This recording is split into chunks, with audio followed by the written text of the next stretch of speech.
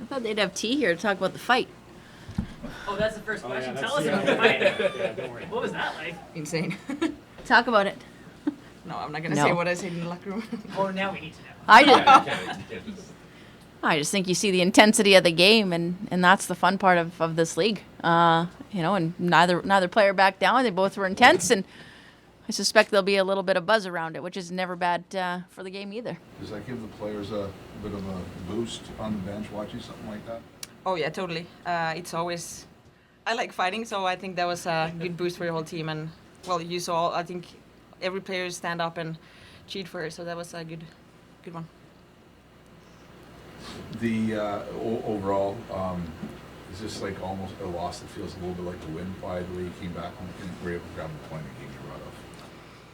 Yeah, we had a tougher start there. We could see it. We knew we had to kind of find our way and dig out of it. And to your point, the resiliency that we showed, big kill there at the end of the third.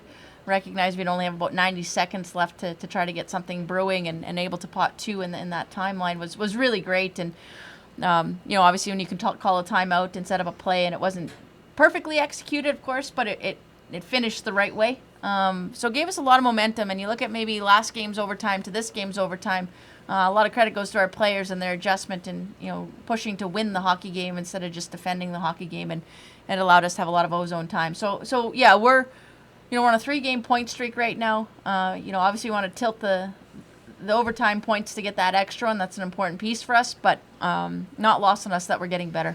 Was the last week and everything that happened from Edmonton and back to leaving Edmonton and coming back, all that whole thing, extended road trip, was that exhausting at all? Mentally, if anything? I mean, I think we growed up pretty much from that trip. We were together all the time, and I mean, shit happens. I mean, I think we had a lot of fun with the group, and obviously there was a lot of cancellation with the flights and everything, but we were still sticking together and having fun together, eating dinners together and that kind of thing. So, I mean, it was a nice trip, even though we came home pretty late, but that's life. Yeah. Did that whole chaos affect anything on the roster tonight? Not really. The roster was just being managed based on medical. And Boston's obviously right ahead of you guys in the standings. Is there a lot of standings watching at this point in the season? Or? This league from game 1 through game 30, you got to get points. So regardless of standing watching per se or watching the standings, it's just about executing and getting the job done. And that's our objective. We've got to start to string some games together here. We're collecting some 3 points because you can move in a hurry if you find your way that way. It's easier said than done because there's always good opponents across from you. But we really genuinely believe the momentum's shifting to us, and we can start to see that we can wear teams down.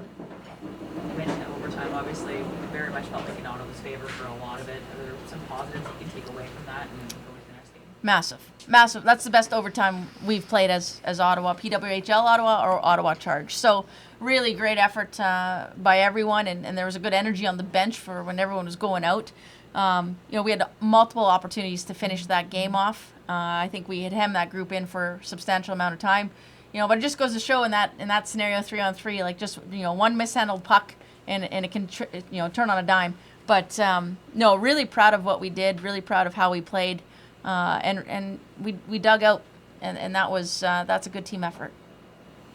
Ronja, you've been getting more and more power play time. Can you kind of describe your role on the power play? Yeah, just want to be a big person in front of the goalie, and obviously just make her life harder, and just also just help the people there when there comes a loose puck. I go and help, and yeah, I just try to be a big person in front of the net, and screen all the passes and the shots. Does it feel weird being a natural defender solo, or? No, I've been in front of the net almost 8 years back in Luleå, so it's a safe spot for me. 7 seconds left. You call a timeout. Yep. Down by 1. You mentioned drawing up a play, but what's the message to the team to kind of calm everyone down and get them focused? It wasn't about calming us down. It was just Haley Irwin took that timeout, and she took those 6 players, and they knew what the objective was and where the puck was trying to get to. And it was just the message is just do your best to get the job done, and that group got the job done. But like I said, for us on the bench, one of the key pieces was that the whole bench got up and you could feel it. Like they wanted our 6 players to be successful. And maybe that sounds like a sort of an odd observation, but it's an important observation. It shows that you're a team. And so at the end of the day, it was just they got the job done. They got the puck to the outside player, and we were able to find obviously some net there for T, and it was successful. And those are moments that are fun, right? That gets the bench excited. I think it helps spill into overtime and give us that energy in overtime. So close to getting over that hurdle and getting that move in the right direction, but lots of positive. Okay. Thanks, everyone.